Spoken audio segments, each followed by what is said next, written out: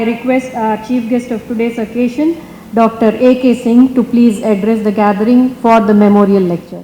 Very good afternoon to each one of you.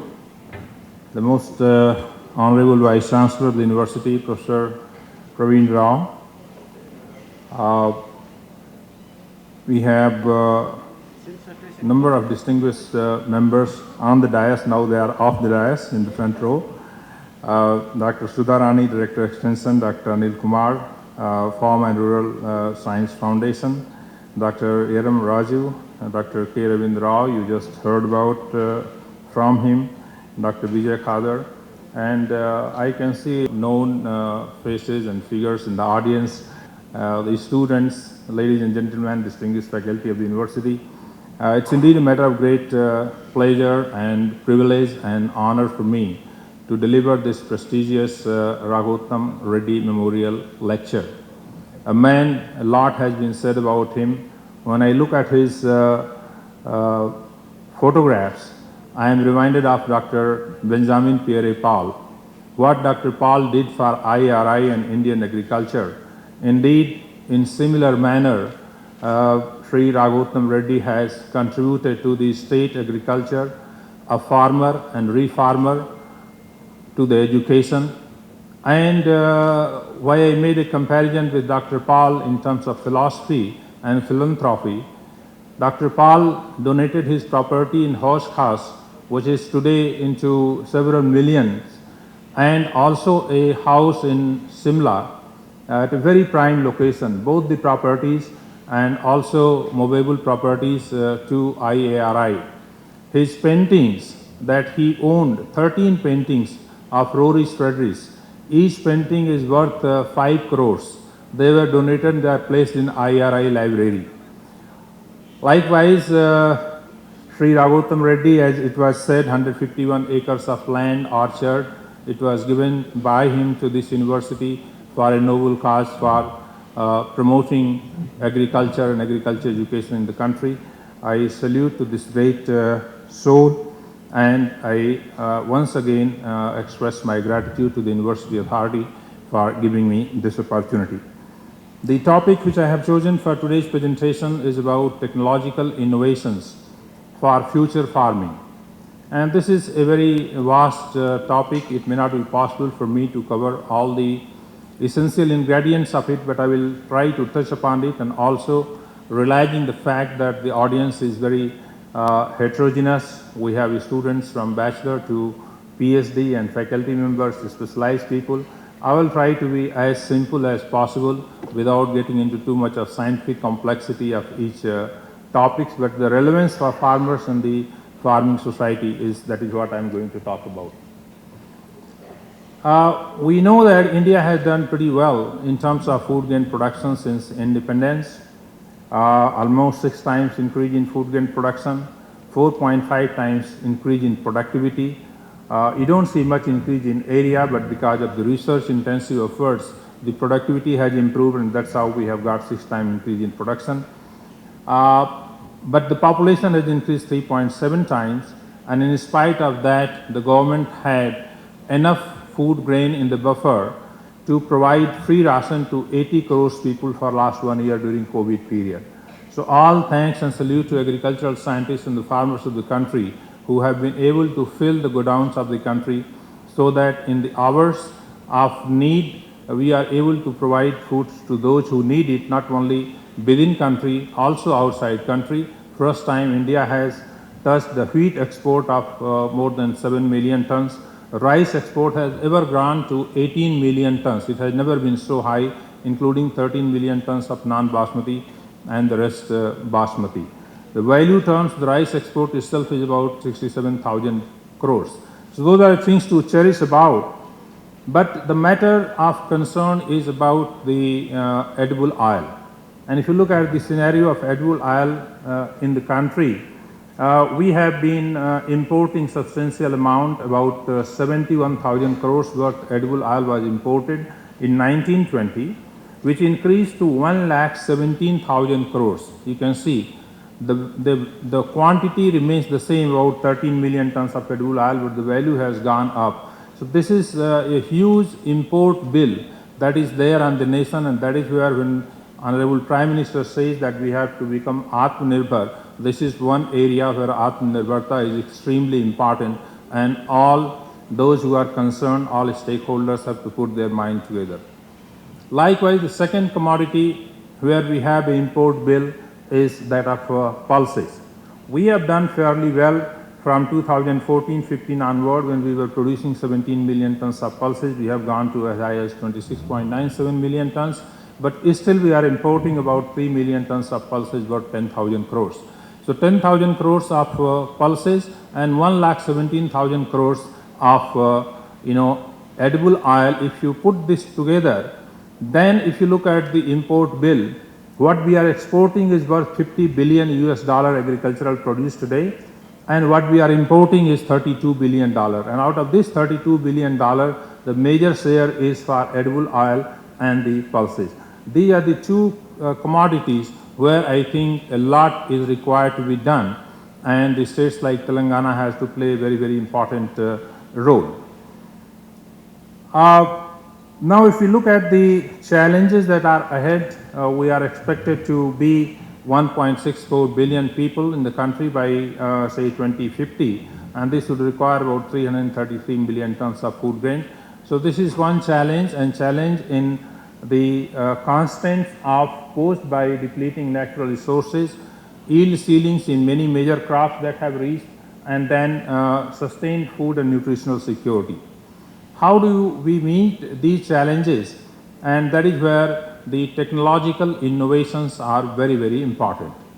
Some of these technological innovations I am going to touch upon, which includes in the field of genetics plant breeding, basically molecular breeding, crop biofortification, microbial technologies, climate change and mitigation strategies, satellite remote sensing, precision agriculture, and irrigation use efficiency. How do we enhance? Now, when we talk of technological innovations and disruptive innovations, it is not that the disruptive innovations happens only with the modern science. Disruptive innovations have happened in past also by conventional approaches, conventional breeding and traditional plant breeding. And there are many such examples. One example that we are directly concerned with is the basmati rice. The traditional varieties of basmati rice, they were pretty tall, they were prone to lodging, and their yield was hardly 2 tons per hectare. They had long duration. You can see a large crop of basmati paddy, the quality goes down and also the yield goes down. And therefore, this challenge was posed by Dr. Swaminathan in late 60s to his rice group. Professor Siddique was a student at that point of time, that if we could combine the quality of traditional basmati varieties into high yielding background, and this after almost say 20 years of hard work, the first dwarf high yielding variety of basmati rice, that is Pusa Basmati 1, was released, which followed Pusa Basmati 1121, following that was released, and then Pusa Basmati 1509 that we have released in 2013. Now, this was done by conventional breeding, but you see the impact in terms of disruptive. What is disruptive technology? When the change is so drastic, and obviously we are talking of a change in positive side, that can be visualized by anybody. And what you can see here, a traditional variety of basmati rice like Basmati 370, which was developed in 1930. It had a grain length on cooking only 14 millimeter. But now the current day variety is 1509, we get 1 inch length. Now, what is the advantage? You cook a small quantity of rice and you can serve many plates. You eat less, you feel that your belly is full. So even diabetes can afford to eat rice. And this has given the imagination to world market that our exports have reached phenomenally high. On that count also, if you look at this figure, the duration of varieties has been reduced from 160 days to 120 days in current day varieties, and productivity has improved from 2 tons per hectare to 6 tons per hectare. When we talk in plant breeding, there is an unholy alliance. Unholy alliance means between duration and yield. If you increase the duration, the yield increases. But we want that we have less duration but higher yield. So to break this relationship between long duration and higher yield, to get this seizure-like curve, truly seizure-like curve, where we have increased the yield but reduced the duration, has happened in case of basmati rice. And together, the impact is that the varieties like 1121, 1509, 1718 and Pusa Basmati 6, they are contributing close to 30,000 crores of forex earning every year. Now 30,000 crores of foreign exchange earning that comes to the country, the entire ICAR budget is 7,000 crores per annum. And this is just one commodity of basmati that brings 30,000 crores of foreign exchange. So if we see, yesterday we were doing a training program in NARM, and Dr. Mohan Rao, the former director of CCMB, narrated the story of a vaccine that was manufactured by CCMB in association with Santa Biotech for hepatitis B. And he was giving the figures that if you take, when we were importing this hepatitis B vaccine, we were paying 1200 rupees per dose, and today it is available for 100 rupees. So if you take this 1100 difference and multiply by, say, 100 crores people who have taken the dose, or whatever number, it goes into a very high value. So likewise, many of these commodities in agriculture have played very significant role, but they are not so much talked about nationally or internationally. That is what is required, particularly from the point of view of policy planning and perspective. Another disruptive innovation that I am talking about from conventional breeding, just to give a glimpse, there is a variety called Kala Namak of rice. Like Basmati, Kala Namak is also protected under geographical indication, like Basmati is protected under geographical indication. But this Kala Namak is a traditional Tal variety. Look at this. The plant height is coming to my shoulder. So this is about 160 centimeter plant height. This also largest. Its yield is very low. Productivity is poor. But there are 11 districts in eastern Uttar Pradesh which has been earmarked as geographical indication, and this has a recorded history of 600 years that this was given as prasadam by Lord Buddha to the people at that particular point of time. So, and this is recorded in the geographical indication application also. Now promoting this commodity as prasadam of Lord Buddha to the entire people who come from Southeast Asian country, it can create a huge potential. What was required is that we should make it productive, otherwise farmers will not grow it. So we have been able to dwarf it, and now you can see Professor R.B. Singh, Professor J.N. Srivastava, Farmer Secretary Agriculture, and Dr. Mahapatra, Secretary there, and DG ICR. All visiting fields, we have been able to dwarf it. Productivity has gone up to 5 tons per hectare. We are releasing it in those GI areas, and this is again a case of disruptive innovation. Yet another disruptive innovation that has happened through conventional breeding is herbicide tolerant rice. This is something I would like students particularly to know. Whenever it comes to herbicide tolerant crops, generally in our mind it figures up that we are talking about transgenics, like herbicide tolerant soybean, herbicide tolerant maize, canola, and so on and so forth. Here is a case of non-GM herbicide tolerant rice. This is herbicide tolerant but not GM. It is a non-GM ST, where we created a mutation in the background of variety Nagina 22 for a gene called acetolactate synthase, and then we have transferred this mutant gene to a number of basmati varieties. And you can see here, this is Pusa Basmati 1509. This was sprayed with herbicide 18 days after transplanting. On the right hand side you have 1509, same day transplanted, not sprayed. And on the left hand side you have improved version of 1509, which is 1985. This is also sprayed with herbicide. Now this is completely killed because it doesn't have herbicide tolerant gene. Here after spraying with herbicide, nothing happens. It survives and there is no weed in the field either here nor there, but here crop survives absolutely well. Now having this herbicide tolerant rice is going to be a boon for direct seeded rice farming. We are talking so much about direct seeded rice, whether we have dry DSR or wet DSR. The DSR saves water about 35%. It saves labor about 4,000 rupees per acre for transplanting. So this is a technology which is very important, but the direct seeded rice crop suffers badly because of weed infestation. And we did not have very effective control of weed with pendimethalin and bispirivak sodium. Now this is a broad spectrum herbicide imidazolpine, which provides, this gene provides resistance to imidazolpine or pursuit, and this gives excellent herbicide tolerant crop, and therefore this can promote direct seeded rice. And we are working on the expansion of label claim, because this herbicide is not recommended for rice. It has some procedure, and I think within 2-3 months time we will be able to have it's registered for use in rice. The 2 varieties have already been released, and the gene is being transferred by our colleagues at Hyderabad, at Coimbatore, at the National Rice Research Institute, Cuttack, many places, to different non-basmati varieties also.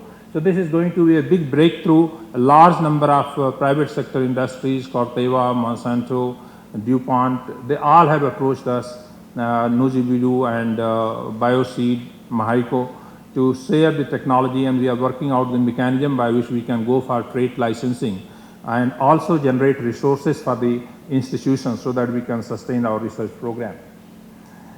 Having said that, there are a number of problems of biotic stresses, particularly bacterial blight, blast, brown plant hopper, sheath blight, false spot, brown spot, and so on and so forth, you all know. And to control these, farmers use a lot of pesticide, and therefore pesticide residue has become a major issue in basmati export. Our basmati export in 2016-17 to European Union was 5 lakh tons, which has come down to 2 lakh tons because of residue of a fungicide that is called tricyclazole, which is used for controlling blast disease. Therefore, we have initiated very systematic breeding program, and that this innovation I am talking about is now molecular breeding. A few examples I will cite from our lab and overall country what is happening. So in molecular breeding, the standard procedure for the students' purpose, I have put this slide. It involves a step of foreground selection, background selection, then it has selection on carrier chromosome for elimination of linkage drag, and phenotypic selection. Following this procedure, we developed varieties. The first one was improved Pusa Basmati 1.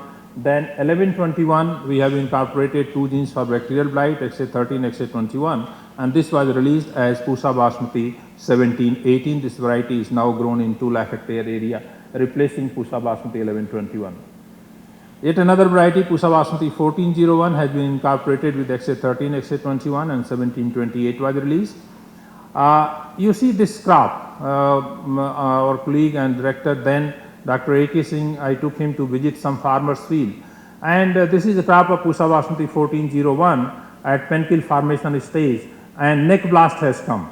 And as a result of neck blast, you can see all penkills have broken at neck and they are drooped down. So you will virtually not get any yield in this because grains become shriveled. To control this, farmers will use tricyclazole, not 1 time, not 2 times, 3 times, 4 times, and many times not bothering about what is going to be the concern in terms of residue. And that is how the residue of tricyclazole has become a major problem in European Union. Consignments have been rejected, and now the industry is very cautious about it. Before buying from the farmers, they take the sample from farmers' field, analyze for the residue, and if the crop is free of residue, you get 200 per quintal higher price. So purchase of field is happening at the field level. So that's the kind of things that industry is doing. But that's not a permanent solution. We started working on this, and we incorporated genes for blast resistance, a gene called PI9, which comes from Oryza minuta. Seshu has been working on blast for very long. And we released this variety, Pusa Basmati 1637, which has got resistance to blast disease. So it addresses the problem of blast.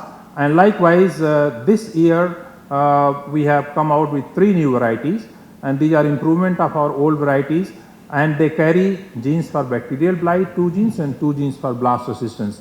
So they have multiple biotic stress resistance. This is improvement of 1121, that is 1885, and this is improvement of 1401, and then this is improvement of this is improvement of 1401, and the one is 1509 improvements. There is slight mistake. Now, in addition to this, molecular breeding has been applied in number of crops. Maize is another crop where we are working extensively, and as many as 10 hybrids have been released for commercial cultivation, which have got higher level of lysine, tryptophan, that is quality protein maize. They are also enhanced for provitamin A and at the same time vitamin E. And these 10 varieties have been released, and the state of Telangana has a very important role in commercializing these products in particular because of the concentration of poultry industry. Currently, the poultry industry is using synthetic lysine and synthetic tryptophan and synthetic other methionine in adding in the feed. But if we have, when we do external adding of micronutrient in the poultry feed, this is not part of the food matrix. So bioavailability of that micronutrient to the poultry bird is not that high. But here in these maize, they are fortified with lysine, tryptophan, provitamin A, and if this is used as a feed for the poultry, then this is part of food matrix. Its bioavailability is very high. That's why today evening I am going to have discussion with CEO of the largest hatchery, Venkateswara. He is coming to discuss the prospects. Why should we use synthetic? And once you are using synthetic, your product is also not classified in the organic categories. Here it is pretty much part of the food grain, and if this is used for the purpose, it will really make a big difference. So overall, if we see, there are 20 traits which have been improved through molecular breeding and other disruptive technology, and these range from bacterial blight, blast, submergence tolerance, drought tolerance, and salinity in rice to low phosphorus herbicide tolerance. Most cases are there in rice so far, primarily because rice genome is very well investigated, sequences are known, markers are available, donors are available. In other crop, concentrated efforts are required, but good beginning has been made. If you see the total number of crops that have been released through molecular breeding, they are currently 74, and in 2021 alone, 23 varieties which are developed through molecular breeding have been released for commercial cultivation. Another disruptive technology, that is speed breeding, and you must have heard about it. This technology was pioneered by Lee Hickey from Australia, and he has standardized this technology across the crops: barley, canola, chickpea, fava bean, groundnut, lentil, pea, pigeon pea, rice, sorghum, soybean, and many other crops. And you can see that per year you can take as many as 9 generations of a crop. So you look in terms of accelerating the speed of breeding. Earlier at IRI, for example, to accelerate breeding, Dr. Swaminathan visualized for each crop, he was visionary enough to establish one off-season breeding station. So for rice, we had a station in Aduturai. Dr. Raghav Reddy, we ourselves, all students, they will go in the month of November, they will take up nursery sowing, stay till April, make crosses, harvest seed, and then we will come back to Delhi, again raise the crop in June and harvest in November and go back to Aduturai. So we used to take 2 crops. For wheat, we had Tuticondi in Simla or Wellington in Tamil Nadu. Likewise, for Dharwad, we had Pulses, Dharwad station. So they had thought of speed breeding, but because of limitations, we could take only 2 crops per year. But here, by simulating the duration, intensity, and quality of light, CO2 concentration, temperature, stress for water and nutrient by creating stress, increasing population density, and using immature seed for embryo rescue, you can accelerate the number of generations to as high as 9 per year. And therefore, a variety development which takes 10 years time usually can be achieved. If we can take 9 generations in 2 years, we can develop the variety. So that's the power of this disruptive technology. And following on this, at ISARC, that is IRI South Asian Center, which is established in Varanasi, this facility was inaugurated by Prime Minister very recently. A speed breeding center has been established, and this is a worth visiting facility to visit and see how rice multiple crops can be taken in 1 year, even in place like Varanasi. Though this is an expensive facility, but for speed breeding, the places like Hyderabad are best locations, ideal locations where expenses will be very low, and there are naturally simulated speed breeding facilities that have been created by Corteva. You may like to visit, where they are able to take 4 to 5 crops of rice per year easily, and this can be increased to even more. So this is another area where we need to make investment more. Another very important area is that of genome editing, and how genome editing can be used for accelerating the breeding program and achieving things which otherwise were not possible. This you know very well that mutation, that is a sudden heritable change, is a phenomenon that happens in nature, and the spontaneous mutations have been known for long. The DG-UGEN gene in case of rice, Norinten gene in case of wheat, they have brought revolution, and these were spontaneous mutations. As you can see, Dr. Borlaug is standing in dwarf wheat field.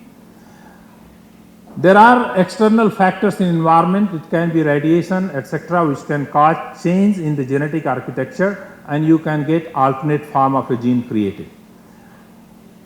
Now, knowing that this potential exists, the two scientists Stadler and Muller, they started working on this, and their philosophy was whether we can do artificial induction of mutation is possible. And therefore, Muller, through X-ray induced mutation in Drosophila, he demonstrated that this is possible to change the genetic material and thus the phenotype, and Stadler demonstrated in maize that through radiation it is possible to change the genetic architecture and the genes so that you can change the altered phenotype. But in both spontaneous and induced mutation, the major problem is that these events are random. It may happen in the genes that you don't want to mutate in something else and you get something else.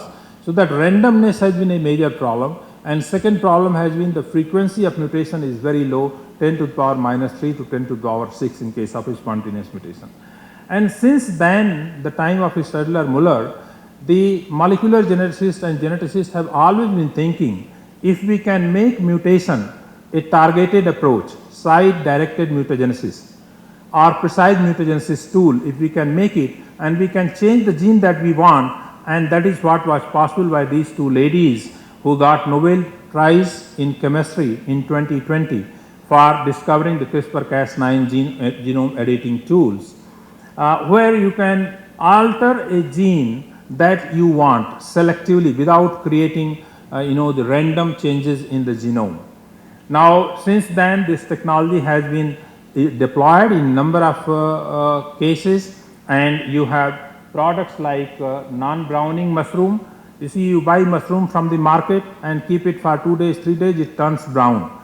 But these are the mushrooms which are genome edited, where one particular gene called polyphenol oxidase, this is edited, and therefore it loses function, and therefore oxidation doesn't happen of phenolic compounds, and therefore the mushroom doesn't turn brown. So its shelf life is increased. Likewise, we have GABA aminobutyric acid, which helps in the regulation of blood pressure and also the brain health. These GABA rich tomato have been developed in Japan, and amylopectin rich maize. You see, today amylopectin is used in many industries. In gum industries, it is used also for the bodybuilding exercises. People who exercise, amylopectin, if you take maize powders in form of drink, immediately restore your energy. So, but to take out that amylopectin from maize flour, which has got 75% amylose and 25% say 25% amylose and 75% amylopectin, through chemical process it takes a lot of time. But here the gene is edited in such a manner that it produces only amylopectin 100% and no amylose, and therefore you achieve this target. Likewise, the fish have been edited, and these fish grow 1.9 times on the same feed within the same time period by altering certain genes. So this is a powerful tool which has been applied at IRI. We are working in rice intensively. A gene called DST, drought and salt tolerance gene, has been altered. DRR is working, TNA is working, ICG is working, a large number of projects are on genome editing. This is the list of few projects. The total investment about 29 crores projects have been given for genome editing in different crops, a number of institutes that are involved. And for last 2 years we have been struggling hard to make government agree to accept genome editing as a non-GM technology, non-GM product. And there was a lot of argument, discussion, this thing happened, but finally this notification has come where the genome edited crops by SDN1 and SDN2, two approaches. they are treated as non-transgenics. Why? Because in this case, a gene that is present in the plant, that gene is selectively altered 1 or 2 nucleotides. While in case of transgenics, we are bringing a gene from bacteria to plant. For example, Bacillus thuringiensis Bt gene from bacteria is brought to cotton plant. So if you are bringing a gene from outside the sexual barrier, then what kind of protein it will produce, what will be the toxicity of protein, allergenicity of protein, those things have to be established, the safety has to be established, and that is where the lot of concern of biosafety was there. But in this case, because gene is native to plant, the protein is native to plant, there is no biosafety concern, and hence it has been finally accepted, and I am sure this will expedite the process of genome edited crops and their release in the country. Crop biofortification is another area which is very important, and we know that malnutrition burden is very high. If you look in Asia, the children, 53% of the children, they are stunted. Stunted means their height is less for their age. So they are stunted. There are about 70% children, they are wasted. That means their weight is less for their height. So these are the major problems that we have, and to address, and this has been mapped in India, the malnutrition burden, how much we are carrying in different parts, and this mapping shows that different districts, they vary from 12 to 4% to 65% as far as stunting and wasting of children is concerned. Therefore, biofortification, where we enhance the capacity of crops to take more nutrition from the soil, accumulate in the grain, and then make this grain, nutritious grain available, can solve this problem, and that's where a large number of biofortified varieties, 17 of these varieties they were released by Honorable Prime Minister on World Food Day in 2020, and total 17 combinations of traits, whether they are protein or zinc or iron or provitamin A and so on and so forth, across the crops have been altered, and so far 87 biofortified crop varieties have been released for commercial cultivations in different crops. What is required for promoting these biofortified crop varieties? Why a farmer will grow unless he gets incentive? So we have to pay to the farmers for growing the biofortified varieties, not on the basis of MSP fixed on cost of cultivation, C2 plus 50%, but on the basis of the nutrition that they carry. So if it carries, for example, 80 ppm of iron or 40 ppm of zinc, and if we take one Zincova capsule during COVID period, everybody was taking, we are paying 8 rupees. How much iron and zinc it is supplying? If we convert in terms of value, then the MSP for pearl millet should be 2500 rupees per quintal. If we value for the iron and zinc that it carries, elevated level, additional level. So those are the kinds of policy dimensions and interventions required for promoting these. In maize, we have released the 9 varieties, as I said earlier, and the transgenic biofortified maize varieties with provitamin A have been fed to chicken, and data generated, you can see how after feeding on the biofortified maize through transgenic route, the color of the flesh is completely yellow because of high beta carotene.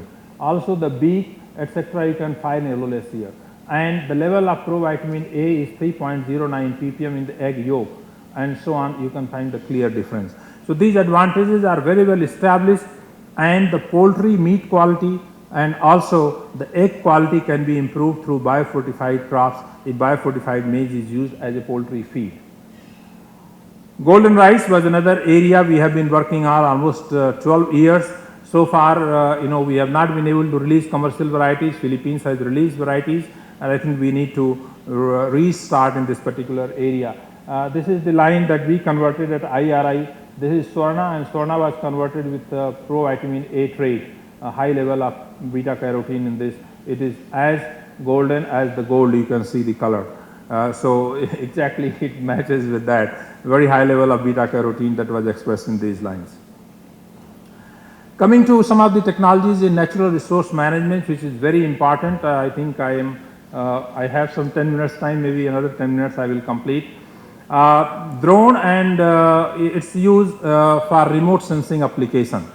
There are excellent opportunities, and I know this university has come out with a specific center doing wonderful work in this particular area. You see the kind of opportunity. There are two major categories you can classify these effects. Generally, when we talk of drone application in agriculture, what pops up in our mind is drone can be used for spraying insecticide, pesticide and so on. That's not the only application. There are many scientific applications of drone, including mapping and discrimination of crops, the crop biomass. For example, we applied drone-based sensor technology to characterize 10,000 rice land races grown in one. If you have to visit 10,000 rice land races in the field on one day, it is not possible. But in 10-minute slice of drone, you get data of 10,000 plants. Without just flying for 10 minutes, you get the entire data of canopy, whether they have flowered or not, and so on and so forth. Monitoring crop stress for biotic, particularly pest diseases and abiotic stresses. And here, for example, if you do mapping of the crop with respect to insect pests and diseases, take for example brown plant hopper in rice. So brown plant hopper, we know that it comes in form of a concentric ring and then it will spread to entire field. Now by drone sensor, biosensors technology, if you are able to assess in a 500 acres area what is the spot where BPH has come, then next time when the drone flies, it flies with all the information of the entire crop. The nozzle of the drone will open only at that particular area, spray that spot of 20 square meter. When it goes away from that, it will close, it will not spray. So you can see you can reduce the pesticide consumption drastically by 1/28, 1/38. You can also, therefore you can cut down the cost of cultivation. Since you are controlling disease effectively or insect effectively, your productivity is increased, and then when you are not using pesticides so much, 10 times reduction, then the quality of produce is drastically improved, so you get good price. So actually reducing cost of cultivation, getting higher production and better price, these are the three essentially things required for doubling farmers' income, for increasing farmers' income.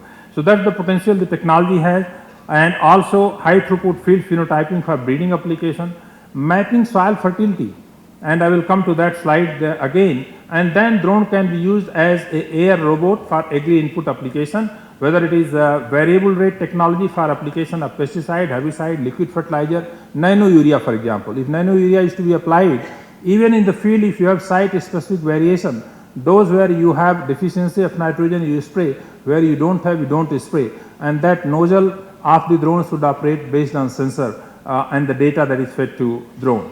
And likewise there are many more applications. Seeding for example, direct seeded rice under wet condition, the seeding can be easily done as it is done other places.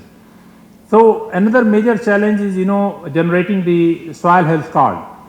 Soil health card, you see the total number of laboratories that are available in the country is 1244, and 24.8 million soil samples are to be generated if we take 140 million land holdings. Now if we go at the current speed of soil health card generation and also the authenticity of that, we know very well how it is. It will take another 10 years to have complete soil health card generation in that country. But by using satellite imagery, if we can establish the good correlation what is we are trying to do at IRI, then this can be expedited. We have used drone, which are drone-based sensor, and established a correlation of different kinds of sensors with the laboratory generated, wet lab generated data for different nutrients like you have soil organic carbon, nitrogen, phosphorus, potash, sulfur, zinc, copper, and so on. You can find that drone sensor based data is giving a R square of 0.9. So it's a pretty good level of correlation, and this can expedite the generation of soil health card at a much faster rate. Internet of Things, another application for precision agriculture, particularly for management of inputs in terms of water, inputs in terms of fertilizers, application, whether we are talking of vertical farming, aeroponics, hydroponics, and so on. This is going to be another very important area of application. A major project of ICR network project on precision agriculture, NEPA, what is called NEPA, is working with almost 15 institutes involved, where drone application for soil health, crop health, decision supports, and use of robotics, variable rate applicators, post-harvest technology, precision dairy, precision fishery, and scaling up these operations is going on, and these projects are going to be very, very useful in terms of their contribution. Another application of satellite mapping in agriculture that we have seen at a very large scale at IRI, we have applied this technology where we took data from 7 satellites which was received at IRI ground station. We have got a lab called CREAM, and from this we were able to map at 10-meter distance from the ground level which field of paddy is burnt in which particular village of which block and which districts. So this data was generated for Punjab, Haryana, UP, Delhi, and also we are going to do for whole country now. Based on this data that was provided to government from 2017 has been targeting under crop residue management CRM scheme, 1700 crores subsidy has been given to custom hiring centers for having different kinds of equipments, whether it is happy seeder or it is super seeder or mulcher and so on. So where the machinery has to be given is the areas where burning is happening. So we were able to provide this precise data, and you can see here it is shown precisely. You can see the red spots in each village where the maximum burning is taking place in whole of Punjab. So government took this as a guidelines for distributing and deploying the machinery in those areas. The second curve that you see here, and based on this we have, I will show you the next one.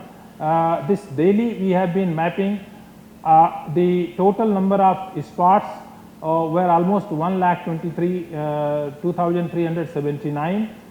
This was during the year 2016, which has come down to 50,000 because of strict monitoring, deployment of CRM schemes effectively in those areas, and likewise for Punjab and Haryana we have done this exercise. So the data that was generated, I said, on this, that was supplied to the government, and government has targeted the distribution of machinery, and there is a positive relationship, based on this the distribution was given.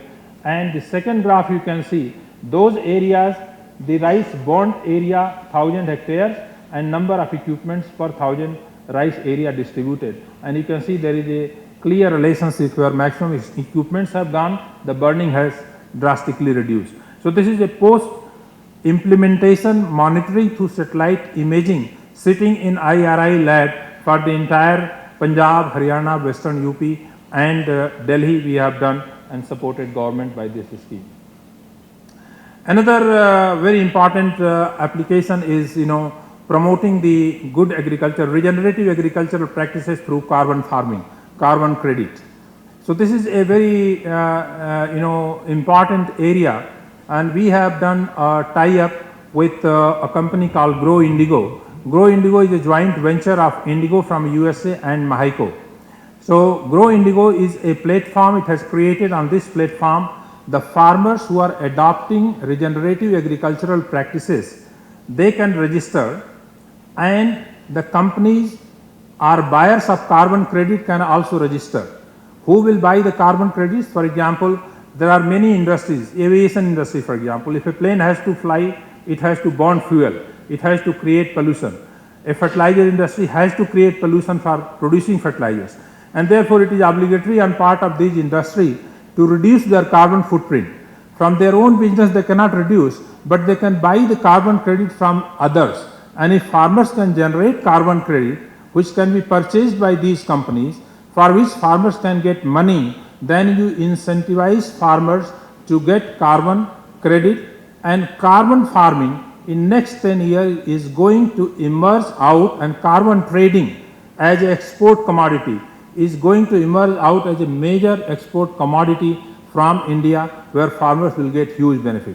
So we started doing this experiment in Haryana 10,000 hectare area, and the Grow Indigo wanted us to generate data that if a farmer, 10,000 farmers have registered on platform, and a farmer is claiming that I have not burned paddy straw in my field after harvesting with combine, can you tell me sitting in your lab whether this particular farmer has done burning or not? So when farmer is registering, farmer will register his longitude and latitude of the field.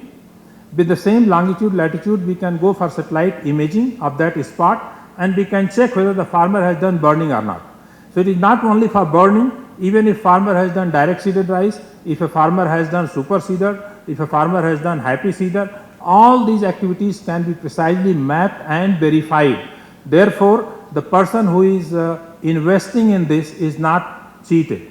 So this we have done verification with Usha Barwale Zahar, and the current rate of the carbon credit internationally is up to $37 per carbon credit. Now, in 1 hectare of paddy straw, if you don't burn, if you incorporate in the soil, you get 1 carbon credit, which is equivalent to 1 ton of carbon dioxide equivalent. So, if you get 1 carbon credit, you get $37.5 US per hectare. Now, in 1 hectare, you can generate roughly 4 to 5 carbon credit by different operations. Not burning paddy straw is one, laser leveling is another, direct seeded rice is another, conservation agriculture is another.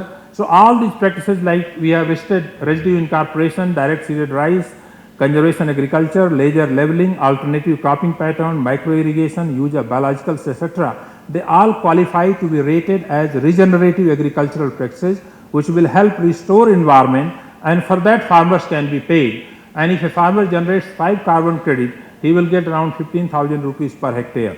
Now, if you see that this we are cultivating 140 million hectare area, if this grows further, you can monetize in terms of carbon trading what will be the impact, and this is really going to be a huge one. We have done some exercise considering the bringing 15 lakh hectare under DSR zero till wheat and 5 lakh hectare maize versus wheat rotation from rice we are shifting in Punjab. It will earn something like 10 million tons of reduction in greenhouse gases, 800 crores of gross value added to agriculture, 13 kilometer cubic reduction in groundwater uses, and 1000 crores saving on energy cost, and 155 crores saving on the nitrogen fertilizers. This is the kind of benefit that is going to happen. And in addition to that, the food grain which is produced by carbon farming, carbon trading, because this is we are not polluting, we are producing without pollution, and therefore this food that is produced, wheat that is produced or rice that is produced from this system would be linked to the market, and the buyer should buy it at a higher price. So, all the fields have to be mapped and linked to the market, and this is the kind of innovations and interventions that these companies are going to do. Many companies are going to come forward, in fact, very soon. Coming to global climate change, this is a major challenge. We know that the total greenhouse gas emission from India is about 2000 million tons, out of which 400 million tons is coming from agriculture. Under Paris Agreement, we have agreed that by 2030, India will cut down 33% of GDP, its greenhouse gas emission at 2005 base level. And COP26 meeting, Honorable Prime Minister has committed by 2070, India will be net zero as far as carbon is concerned. So, we need to reduce the greenhouse gases, although per capita greenhouse gas generations, if you look at India, is only doing 1.9 tons per capita per year as compared to other countries which are far high. And that's why India is always time pleading that we should take it on per capita basis, why we take it the overall emission that is happening, because everybody who is born on this earth has right for food, and if he has right for food, we have to produce food for them, and if we have to produce food for them, we have to it will contribute to pollution. Many developing countries want this approach to be used, but unfortunately there is no consensus happening on this. But nevertheless, we must do it. And what are the different practices I have described earlier also: suitable crops, varieties, improved agronomy, raised bed methods, conservation agriculture, integrated nutrient based management. These are the things that we have to follow in order to bring in more. Another area that I would like to briefly discuss about is use of microbes for agriculture. And particularly in view of organic agriculture, the way government is moving forward, we must realize the fact that if we have to produce 7 tons of wheat or 7 tons of rice, we have to produce almost equal amount of paddy straw. So per hectare we are producing about 12 tons of biomass, and this has average 1% nitrogen. So it will remove 120 kilogram of nitrogen from the soil. If it removes, it has to be replenished. Whether we do it by organic means or inorganic means, this has to be done. Otherwise, we will not be able to produce. Another important component in this is the microbiome, which has not been exploited so far so well. Now we know that the host plant fitness, health and productivity depends on diversity and microbial network and interaction. Developing and commercializing the microbial product based on new knowledge and information on the plant microbiome is therefore extremely important. The global market for bioinoculant for nitrogen fixing bacteria is going to increase to almost 1.5 billion. It is currently, it will be doubled by 2024. So this is one area where we need to work, and the first bioinoculant for nitrogen as nitrogen was marketed in 1900 in US. IRI and several other universities have come out with several efficient strains of Rhizobia, Azotobacter and several other microbiomes, but microbes, but so far the commercialization has not happened. This is one area we need to work. And the second one is a biostimulants. And if you look at the biostimulants, which includes a large range of products, which is like humic substances, vitamins, amino acids, microbial amendments, and seaweed extracts and others. And in 2018, the global market is $2.24 billion. By 2026, it is expected to be $5.69 billion. So there is going to be huge potential in export market also if we invest in this particular area of research, and also in view of the organic farming, at least partly. So this is one area where we need to work a lot, and there is a lot of opportunity. The startups and others have to come and play a very important role. The cellular agriculture, in order to meet the demand for food and feed, there are several products coming from cellular agriculture with much less cost, much less greenhouse gas emission. The production of meatless chicken cutlets. This is Curon. It's a traded commodity in US, and there is a bacteria, the fungus called Fusarium venenatum, which is produced in fermenters, and you can make cutlet out of it, and this is a vegetarian meat sort of. So these kinds of opportunities are there a lot in future, which people have to come forward. Now this is my last slide. What is the way forward? And this has been summed up very well by Dr. Mahapatra in one of his very recent interviews that he has given to Agriculture Today, which says that this century and beyond will be driven by disruptive innovations. Disruptive innovation means we need to make investment on human resource and infrastructure. This is extremely important. We are currently about 0.4% of the agricultural GDP is coming into agriculture research and development. This needs to be for long there is a demand to raise it to 1.4%, if not that at least 0.8%, 1% it has to go up. And this is very, very critical that government should realize. Technology in driving seat for this revolution. The technology is going to be in the driving seat, be it artificial intelligence, machine learning, big data, robotics, Internet of Things, blockchain technology, and this all will be required for climate smart, regenerative and remunerative agriculture. If agriculture is not remunerative for farmers, farmers are not going to do it. This is for sure. Forward farms. This is a new concept. You see, many times it comes from outside, but we should do it at our level. So I was having discussion with Syngenta guy, and they in Uttar Pradesh are going to establish 10 forward farms of 20 acres each, and these forward farms are established on the farmer's field, under farmer situation, bringing all the best of the best technology which I have mentioned, be it AI, ML, BD, robotics, IoT and so on, demonstrate there on farmer's field that this works. And therefore this forward farm concept, what we call as frontline demonstrations, which are limited to many times Krishi Vigyan Kendra, are not so well conducted without using technology. Only technology in frontline demonstration has been the new varieties, and not much actually.